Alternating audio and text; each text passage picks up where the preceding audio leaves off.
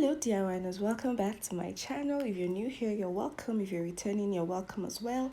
Today I'll be showing you how to make delicious donuts even without a mixer.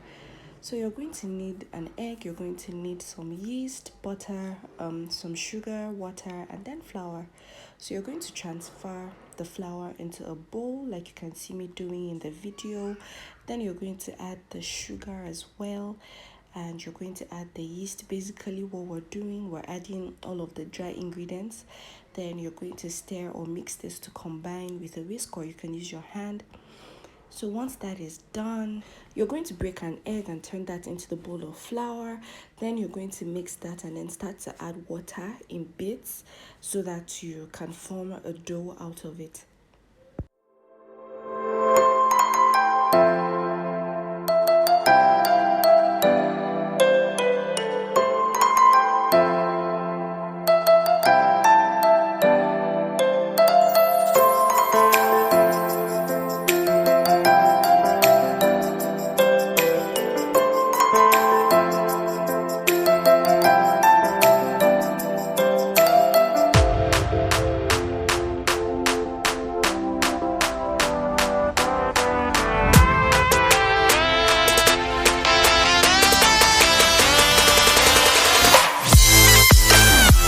Okay, so once you're done kneading, you're going to add half part of butter to the dough that you have formed. Don't forget that we've been mixing this for about 5 to 10 minutes.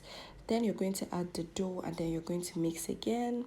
You're going to knead, I beg your pardon, for about 10 minutes, and that's just what we're going to be doing now. So because you're using your hand, we're going to be emphasizing the need to knead your dough properly, because it enables the dough to be fluffy, to be light, to be soft, so that when you're frying your donut, it would be airy, it would be nice, it would just be light and everything that you want in a delicious donut. So you're going to be kneading and kneading. At the end of the whole kneading process, you're going to have kneaded the dough for about 25 to 30 minutes. Don't worry about the detailed process. I'm going to drop it as usual at the description box. If you haven't subscribed to this channel, please do so. Like our video, share our video, drop a comment, and if you have any questions, I'll address them when I see them in the comment section. So this is just us. We're going to be kneading and kneading and kneading until the allocated time is up. So feel free to add a sprinkle of flour on your working surface if the dough becomes too sticky for you to work with, but be mindful of the amount of flour that you add so it doesn't become too much. Now at this point, you're going to add the last part of the of the butter, and you're just going to mix that up with the dough. You're going to mix. Don't worry, at first it would seem like it's a bit too sticky, but trust the process. The more you mix, the more the dough continues to form and just puts itself together.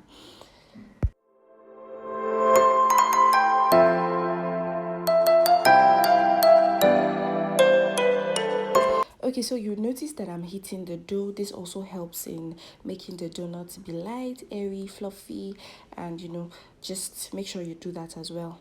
Okay, so as soon as we're done with that, we're going to divide the dough into 12 portions. You can see how soft, and look how stretchy it is. You can almost see through the dough. Once it looks like this, it's this way, that your kneading process is over.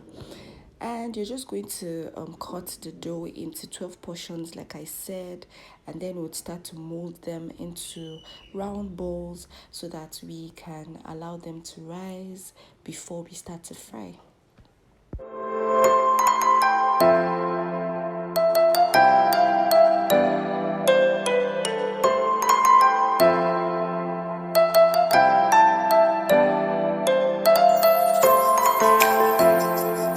So you're going to get a baking sheet of paper. This is where you're going to drop the donuts on after molding so that they can rise. This allows you to have ease while transferring the donuts into the oil so that it wouldn't deflate in the process. So this is just us. We're going to be molding the donut, and then you're going to put that on the parchment or the baking paper.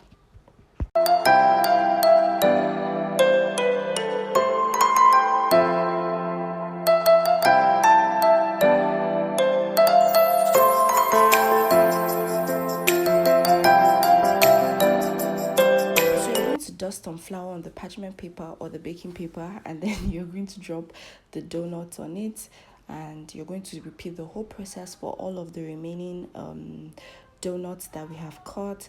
And then once that is over, you're going to put that in a warm environment so that it enables the donuts to rise. Now this can be for about 45 minutes to 1 hour, but depending on how warm the environment is, it could take longer, or it could even happen faster. So just do what works for you, but at the end of the day, you'll notice that the donut will double in size. So you know that you're on the right track when your donut doubles in size.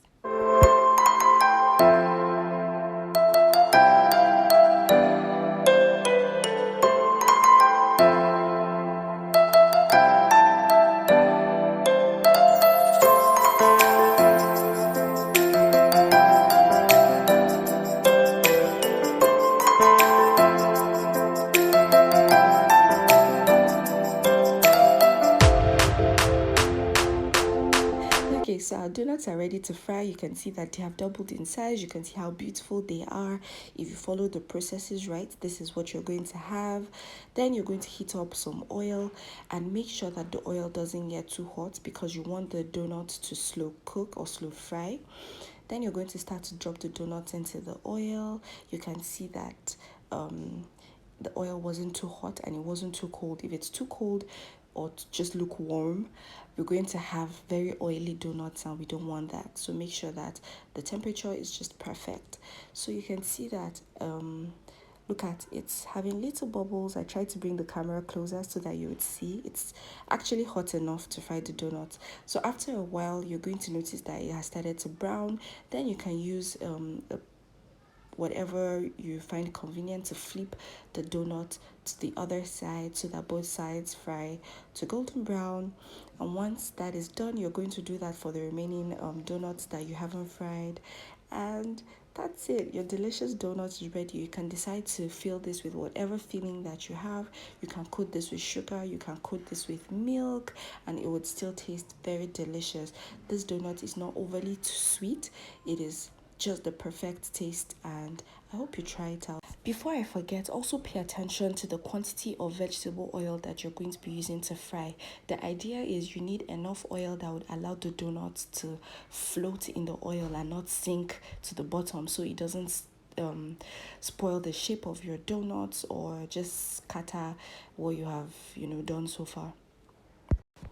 Please remember to like our video, subscribe to the channel if you haven't, drop a comment, and then share as well.